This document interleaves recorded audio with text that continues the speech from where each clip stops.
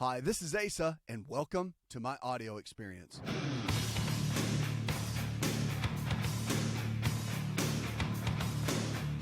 It's a new prescription for a new you, America. What are you struggling with? Diabetes, heart disease, arthritis, fibromyalgia, the list goes on and on. It's amazing. But it's all about choices, lifestyle choices. And the amazing thing about it is if you can lifestyle your way into getting sick, you can lifestyle your way out and truly get well. And that's what we want to empower you to do here on this show. We're going to go now to Doug. Hi, Doug. Thank you. Well, a lot of times it's encouraging to hear other people's successes or reports of things that have done, improved their health, I guess. And my mother had half her pancreas taken out 20 years ago in May, and the other half been almost 9 years now. Wow. And most people, even in the medical community, will tell you that that's not possible. And she's done it with nutrition. When she found out she had a pancreas problem, she started doing research to see what that meant, and it was not a pretty picture. And she chose to go homeopathy or use nutrition, and they told her, well, that hadn't been proven. And she said, well, if I'm going to die anyway, what difference does it make? Right. So she's made 20 years without a pancreas to prove that nutrition is something that's worth considering at least. Wow, Doug, that really is amazing. So she's gone 20 years. They've completely removed her pancreas? Well, half of it 20 years ago, and the other half almost 9 now. This fall will be 9 years. What did they tell her when they removed the second half of it? Yeah. What did they tell her? Well, like I said, 20 years ago, they told her that nutrition has not been proven, that she needed to take the drugs they were recommending. And she said, no, I don't want to take your drug. I want to do anything I can to maintain my health with nutrition. And they said, well, that just hasn't been proven. And she said, well, fine. If I die, I die. But, they didn't offer any hope for her with their protocol. And so she was able to live 11 and a half years with half a pancreas. And what they found out is if you survive what they call the Whipple procedure, sure, more than a couple of years, there's a good chance what's left of your pancreas will develop another tumor. And she went 11 and a half years, and it did develop another tumor, and they had to take the rest of it out in a Whipple redo. But I just encourage anybody to, it's really frustrating. You want to share with people and say, consider nutrition. Well, my doctor says this, or my doctor says, well, okay, but, they aren't trained in everything. That's right. And if you hear of other people's success or whatever, I just want to encourage people to at least consider nutrition, good nutrition, on the road traveling tonight, coming through an area, and just heard you for the first time. And I thought, well, I wanted to pass that encouragement on, people to take charge of your health. Don't be drinking the high fructose corn syrup and all the things that are making us fat and sick and whatever. But take responsibility and eat healthy and turn your life around. No, I think, Doug, that's just a great point. I'm glad you called in to share that, because so many people sometimes get on the fence and they don't know who to listen to and who to believe. And our physicians that we have, we're all trained a certain way. You do have to do a lot of extra training in natural-based care and making better food choices, better lifestyle choices all the way around. And it's just not taught in medical school. And I know I didn't learn it. And so the reality is there's a lot of extra training that has to happen. And then once you get into your specialty, you get so focused in that area, and there's so many hours in the day, and then you get a family. People just don't have time to study the extra to go into more of the natural-based care. And so, yeah, I'm glad that your mom went that route. It sounds like she's doing great. That is fantastic to hear that story. And I know that encouraged someone else too. And the body is amazing. It can regenerate, even function very well, if you give it the right raw materials to do that. So the answers are out there. And it really comes down to prevention. It comes down to not ever letting your body get to the point where things can break down at that level too. And that's only learning ahead of time. A lot of people don't learn, and they have to learn during the process, I'm sure, like she did. But she jumped in and said, you know what, I'm going to beat this regardless. I'm going to make the best choices I can that I know to do. And then look where she is today. She's thriving in the midst of having Whipple procedures and having her pancreas removed. It's just incredible. That's a great story. And you're right, it is about taking responsibility for your health and for your life, and not relying on other people. To get wisdom from your doctor, for those that are trained more than the average person, and understanding that, doing your own research, and being responsible for your own health and not relying on everybody else to do it. You can get guidance, but at the end of the day, it's going to be up to your choices and what you do every single day that can empower your health and empower your life. And that's just a great story. So tell your mom we said hi, and we're proud of her. We're big fans of her. I'll tell you, I am already, and I've never met her. So good to talk with you. 888-283-7272. That's 888-283-7272. Check us out on the web. There you'll find Facebook and Twitter as well. You can join and stay posted with everything going on within the show and all the growth and the live events that we have coming around the corner. So it's going to be a lot of fun. You want to jump in and stay tuned. Also, our free email newsletter. Let's go now to Robert. Robert, welcome to the show. How you doing, sir? Living well, as always. What's up? Everything is going okay. Well, no, everything ain't going okay. You know, I mean, no, Doc. I'm having some problems. I've been through a lot of stuff. Okay, 2 years ago, I had a brain tumor in my pituitary gland, and they went in and took it out. And I've been doing okay since then. You know, I had some problems. You know, along with that, you know, I had blood clot in my lung and had all kinds of stuff going on. You know, went through a lot of pain, and I went through a lot of stuff. But now that most of that's gone, you know, I'm doing a whole lot better. They give me medicine, but which I really can't take a lot of medicine because it, you know, don't do me good. And so I don't like taking prescription stuff if I can help it. And I was just wondering, is there anything that I can do to help myself? So you've done all the medicine without having to take, you know, Viagra and all that stuff. You know, yeah, Cialis and all that. Yes, I don't do well with that. You know, I've tried it, but I don't do well with it. Slowly, it built itself back up, and so I assume everything was getting better, but it's not getting better. You know, yeah. I went back about 2 months ago, and you know, he checked me again, and he did tests on me, and he said that things look good. And I told him, I said, well, there's something wrong. And then they sent me to a specialist in Chapel Hill. And I went up to him, and he did tests on me, too, and then he wants to put me on shots. And I don't want to take shots either.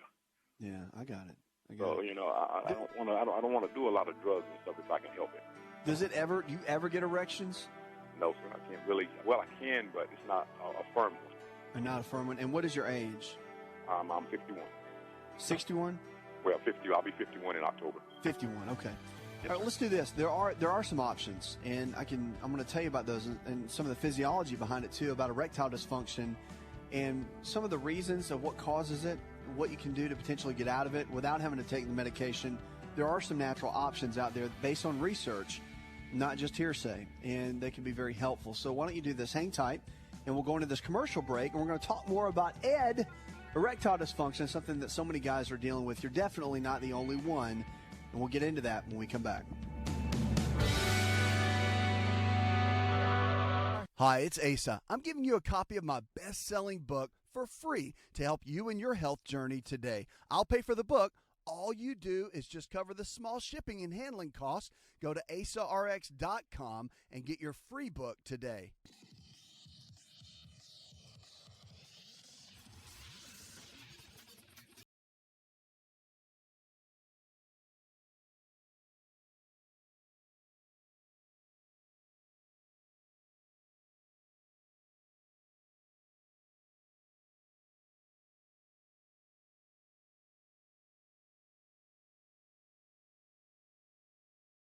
Talk about erectile dysfunction. Now, this is one of those topics that a lot of guys just don't want to talk about. And the reality is that there's so many men today that are dealing with it. I mean, it's becoming almost an epidemic in the country. And, you know, you go to see urologists and talk to your primary care physicians as well, and you will ask them. And a lot of guys are coming out and dealing with this, guys with prostate issues. Matter of fact, one of the leading complications of prostate surgery is impotence. And when guys start getting enlarged prostates, called benign prostatic hypertrophy or BPH, when guys start getting that, it becomes a real downhill slope for erections. So here's the deal. Cialis and Viagra and those medications, they're called phosphodiesterase inhibitors. And the phosphodiesterase inhibitors can work very well, but there's some side effects to them that can be not so pleasant and can become a challenge. And really, I know, Robert, for you, you don't want to be relying on a pill the rest of your life to make things happen. Am I right? That's true. You know, and it just gets to a point where, you know, there's got to be a way. You're thinking, well, it used to work, and now I'm 51 and it's not working. So what's the deal? Yeah. Yeah. And, you know, if you were 81, I guess we always want it to work, but there's a difference between being 51 and 81. Yes. So are you married? No. Okay. When did it, let me ask you this. When did it go from working to not? Was it all of a sudden or was it gradual? It was gradual, but it was like maybe 3.5, 4 years ago. Were you married then? Yes. What happened? I don't know if it just. Did the divorce? No. Did she pass away? Did you get a divorce? What? Somebody cheat on each other? What happened? Divorce. Anybody cheat? No. Just couldn't make it work? Yeah. Who said they couldn't make it work and walked away, you or her? Me.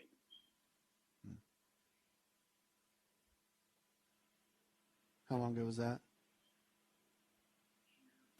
About 7 years. The reason I'm asking that is not to dig too deep in your personal life, but the reason I'm asking that is because erectile dysfunction has two main components. It can be physiological and it can be psychological. Yeah.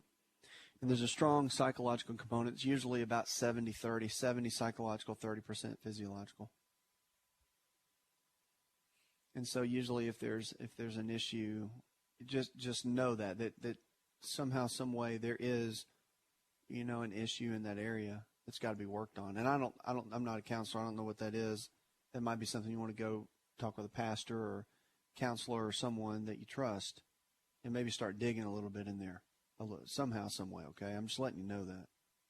I'm going to give you what research says can make things work better, but I'm just telling you as a friend that there is a strong component to that. And any doctor that doesn't tell you that, they're mistaken, or they're not taking the time to tell you that. They're just writing a prescription and moving on. It's big for erectile dysfunction. Let me tell you a quick example. A lot of guys that work a lot, you know, they can. You'll see guys that come in their 40s and 50s in the clinical setting, and you send the guy on vacation, like guys that work really hard, like a lot of hours. You send that guy on vacation. I've seen so many times where physicians, friends of mine, have done that, and you know the guy, it starts working again at the end of the vacation because of stress, and he's away from, you know, a lot of the life issues that he's facing. So stress plays a big role too. Now, from a natural perspective, several things are important. Number one, have you been diagnosed with anything? Any taking medicine for any kind of medical condition? Okay, I take. They got me on hydrocortisone. Uh-huh. That's the only medicine I take now. What's it for? What are you taking it for? Well, when she put me on it, I was having a lot of pain in my legs and in my arms, and that's what she put me on, and the pain went away. Did she say you had fibromyalgia? She might have. She might have. Okay, so just generalized achy pain, right? Yes. But see, like I said, 2 years ago I had surgery. Okay, and they, you know, went in and took the tumor out, and then a couple of weeks after that, I developed a blood clot in my lung, and then they put me on blood thinners. Right. And, you know, to get the blood clot to go away, and eventually it did. And, but then I started having a lot of pain while I was going through that, and I used to hurt, you know, day, night. It didn't matter. I hurt my legs, my arms. You know, I used to have a lot of pain. Yeah. And my surgeon sent me to Chapel Hill, and I talked to a Dr. Sharpless, and she checked me and went over me and stuff, and then she come back and she told me, she said, okay, I'm gonna give you some medicine to take, and she gave me, it's called hydrocortisone. Well, that's the generic name for it. No, it's just it's cortisone. It raises cortisol in your body. I got it. Okay. And it lowers inflammation. That's what she put me on, and then when I started taking that, then the pain went away. You know, and I haven't hurt anymore. But now right now I take it every day. But if I miss a dose, I can tell. You know, I'll start feeling bad, and then she told me that if I start feeling bad, just increase the dosage a little bit and I'll get better. But as long as I take that medicine every morning, I'm fine the rest of the day. All right. I probably First could be I thought maybe, one time I asked the urologist, I said, well, could that be a cause? Could that, be affecting me in any way? And he said he didn't think it would. So, well, let me share a couple things with you. Okay, I don't have much time, but here I could be on this call for 30 minutes actually, but I can't. Here's the deal: lowering inflammation in the body is what's going to help with the whole cortisone deal. Okay, the hydrocortisone that you're taking. So I'd encourage you to get a copy of my book, Empowering Your Health. Read through that. If you're not a big fan of following a new diet plan, look into it because it could be helpful to you. From erectile dysfunction, NO2 production, nitric oxide was up for a Nobel Prize, the guy that did a research on it, showing that it can help erection and also all kind of vascular ability, even with heart function in the body. Arginine, citrulline are the two amino acids that work together to produce the NO2 in the body.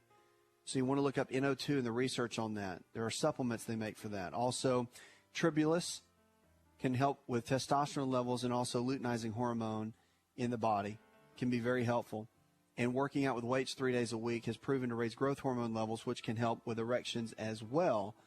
But consistent cardio activity is a big component with all of these. Did you know that you can listen to the Asa Rx audio experience on Spotify and Pandora? For all the ways to watch and listen, check out our show page at asarx.com/experience.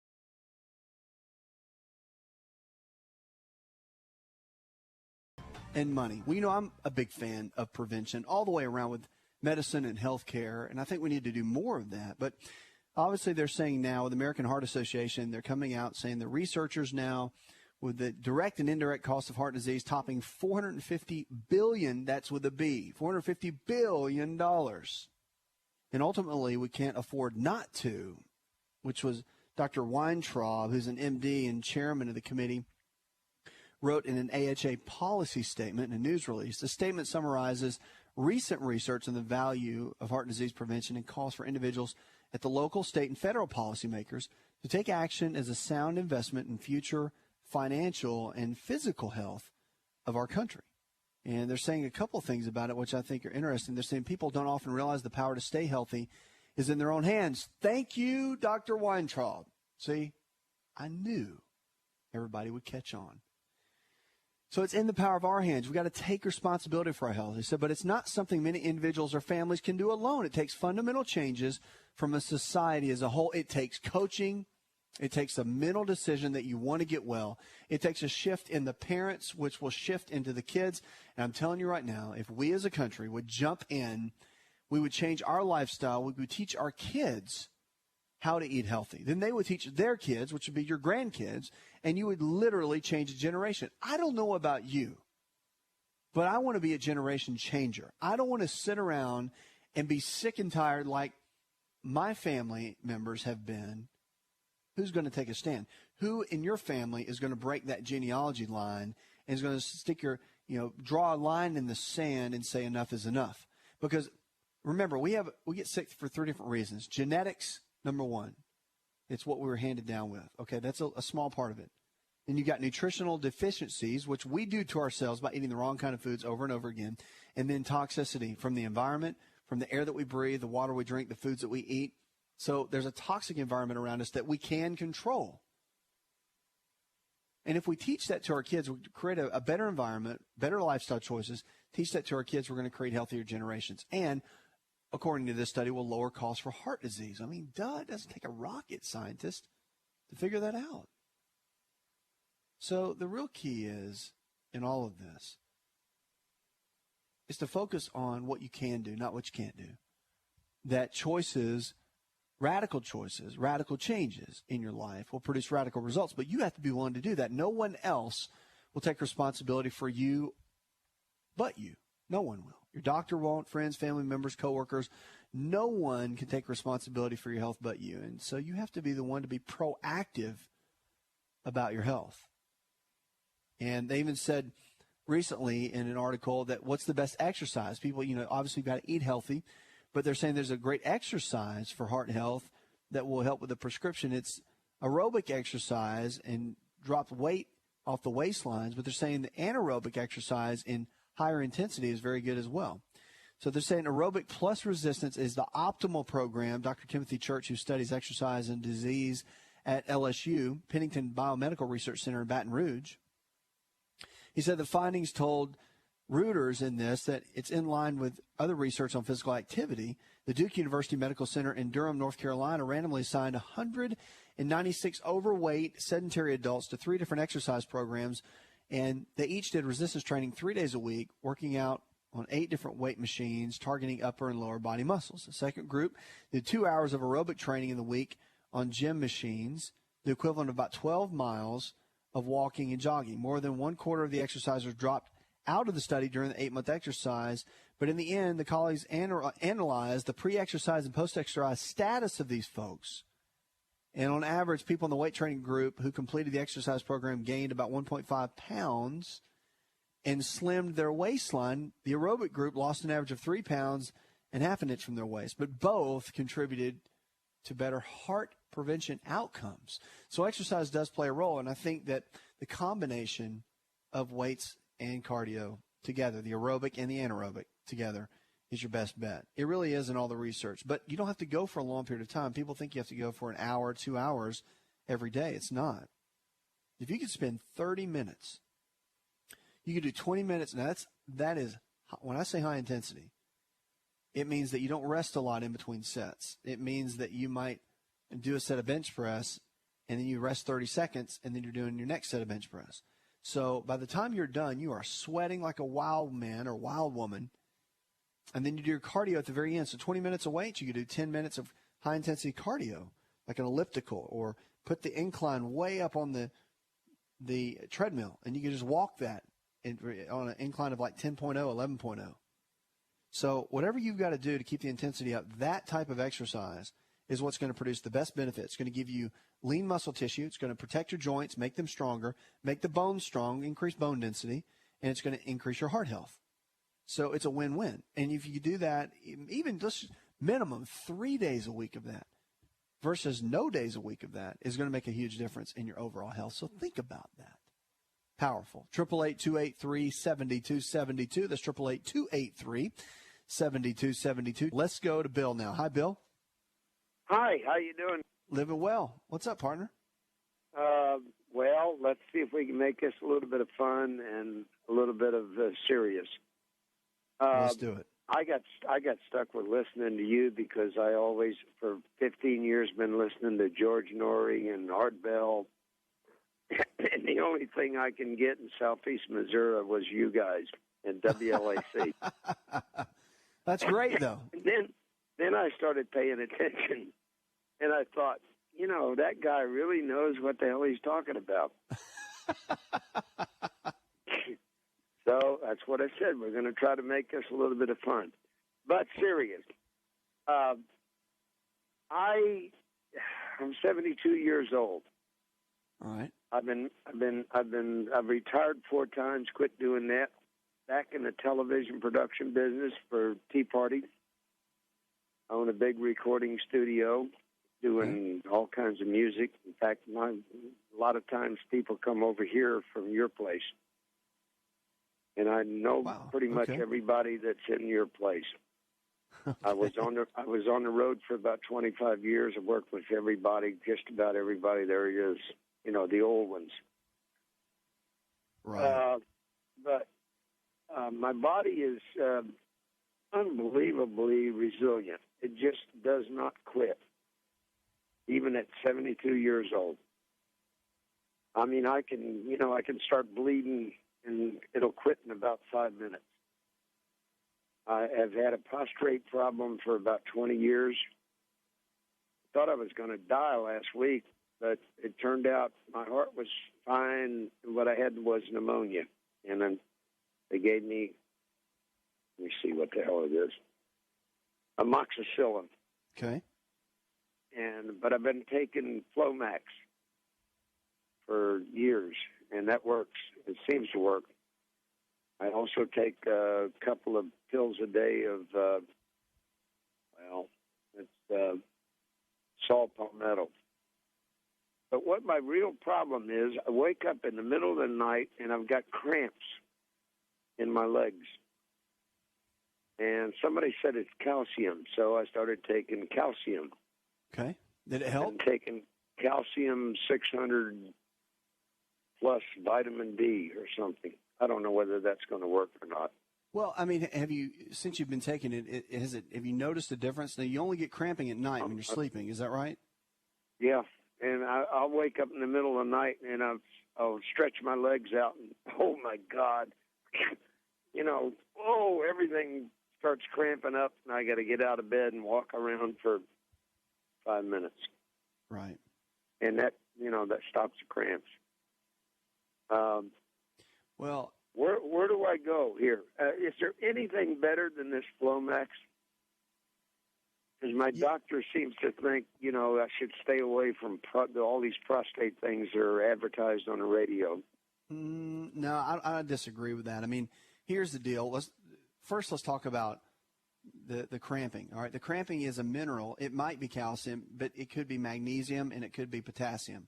So the reality is you don't really know what minerals, because a lot of times the minerals won't show up on a blood test as far as you being really low. And when you start getting the cramping and all that, it could be just low enough to be causing that at night. And you use up a lot of your minerals during the day, and they can be burned up, and then you're not getting them nutritionally from your foods, and it can cause the cramping at night. So a good rule of thumb is to do some form of green vegetables, at least a good serving of them, at least 2 meals a day. And then if you want to do some kind of supplement with that, two things. First, you got to look at vitamin D, because vitamin D is kind of like the coordinator of all the minerals in the body. If vitamin D is low, really the minerals aren't going to be able to be as utilized as they normally would be. So vitamin D, get a blood test, and the numbers on your vitamin D test should be between 70 and 90 on that blood test. If not, then you'll probably want to talk to your physician about supplementing with vitamin D, and he'll give you the catch up with all the different, the different minerals, from potassium, calcium, magnesium, and it'll have all the trace minerals in there like iodine and chromium and a lot of the other little elements and minerals that are in there. So that can be helpful. And you can take those, the bottles will tell you when to take it and all that, and you can talk to your health food store people about all that. But do some research on brands and all that kind of thing and see what works best for you. I'm sure you'll find what you need to. But, yeah, I mean, that's usually the key, and vitamin D is kind of the regulator. Now, when it comes to the prostate itself, I disagree with your physician only because there's a lot of nutrition is the key for any organ system. So unless you're building it up nutritionally, you're not helping the situation. And there's some really good products out there. First, an avocado a day is really good, been proven for prostate health. It contains beta-sitosterol, which is really good. Pumpkin seed oil has been some good research. Zinc as a mineral, and also salt palmetto. They all have really good research. So I would continue looking into that. I wouldn't throw that out with the bathwater yet. Hi, it's Asa. I'm giving you a copy of my best-selling book for free to help you in your health journey today. I'll pay for the book. All you do is just cover the small shipping and handling costs. Go to asarx.com and get your free book today.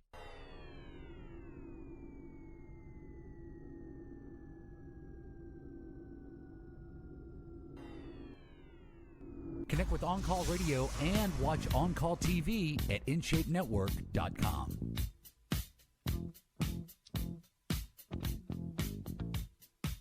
Lines are open, 888-283-7272. That's 888-283-7272. Check us out on the web. Scripture for the day, Ecclesiastes chapter 5, verse 19. It says, when God gives any man wealth and possessions and enables him to enjoy them, to accept his lot and be happy in his work, this is a gift from God. So powerful and so true.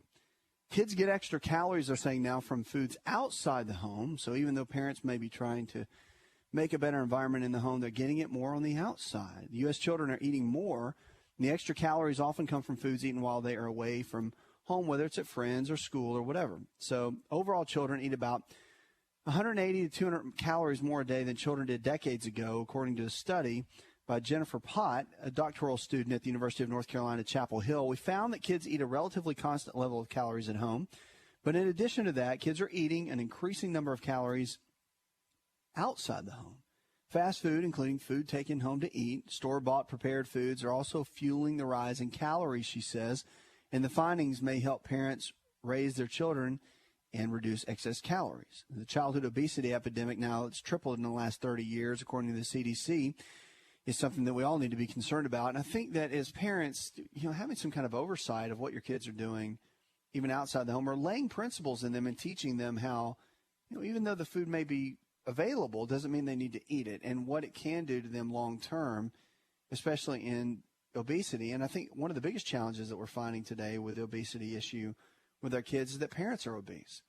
And so it's kind of hard if you're a fat parent to tell your kid, hey, don't do this because you'll get fat, because you're kind of leading by example when you're about 100 pounds overweight and you're, obviously you're trying to teach your kid not to. It's not going to work. Kids don't do what we say, they do what we do.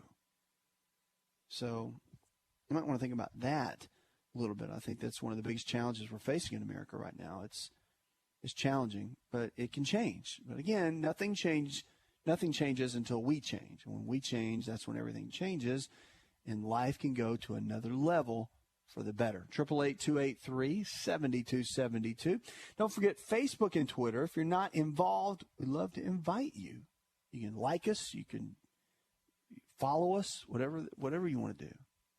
You can go to Facebook and Twitter, both. Let's go to Phyllis now. Hi, Phyllis. I'm an entrepreneur who is undergoing severe overwhelm right now because I wear several different hats. And as you know, entrepreneurs don't work an 8-hour day. We work 10, 12, sometimes 18 hours a day. I am normally very healthy. I have known, I'm a little bit older, but I have known for many, many years that, what you put into your body dictates your lifestyle. And I've always done my best to lead a very healthy lifestyle. I exercise regularly. I practice yoga. I do not eat processed foods. I do the whole 9 yards health-wise. But I am experiencing some overwhelm right now. Normally, exercise, yoga, kava, and St. John's wort are perfect antidotes to overwhelm, in addition to socialization and just talking with friends. But for some reason, the overwhelm is just really beginning to get the best of me. Well, if you feel overwhelmed, first things first, you've got a lot going on, right? And life just can throw curveballs at you, and sometimes life just is life, and it can be a struggle, and it can be a challenge. But at the end of the day, you've got to look at brain chemistry. You've got to look at stress management. You have to look at what are you doing to make a change.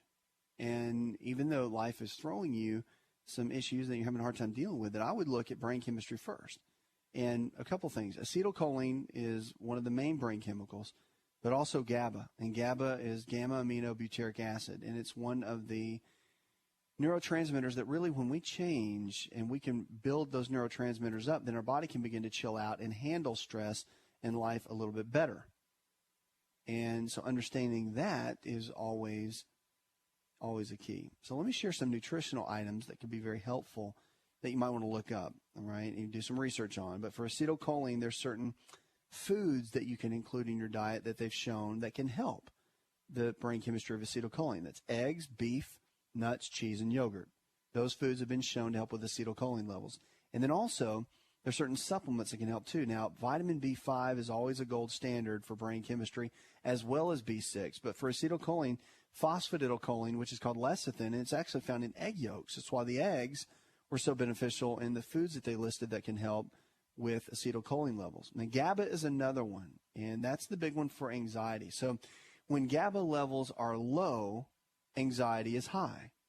That's why we give drugs docs give drugs in medicine called benzodiazepines and the benzos. And you give something like a Xanax, And what it does is somebody has a lot of anxiety. Well, it raises the GABA levels. So it raises GABA and causes a person to chill out.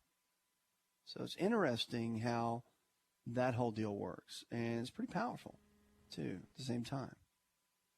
So in the middle of that, I would encourage you, obviously you're managing your lifestyle choices, eat healthy, exercise, you do what you do.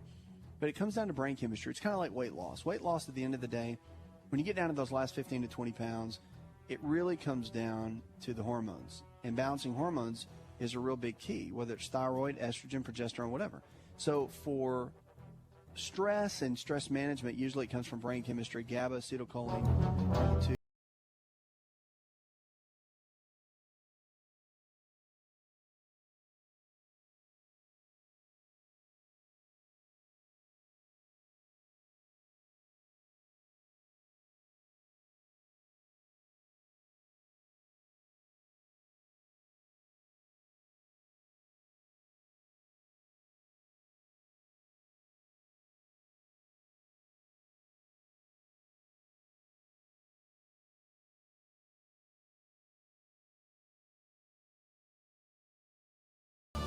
Did you know you could listen to the Asa Rx audio experience on Spotify and Pandora? For all the ways to watch and listen, check out our show page at asarx.com/experience. Hi, it's Asa. I'm giving you a copy of my best-selling book for free to help you in your health journey today. I'll pay for the book.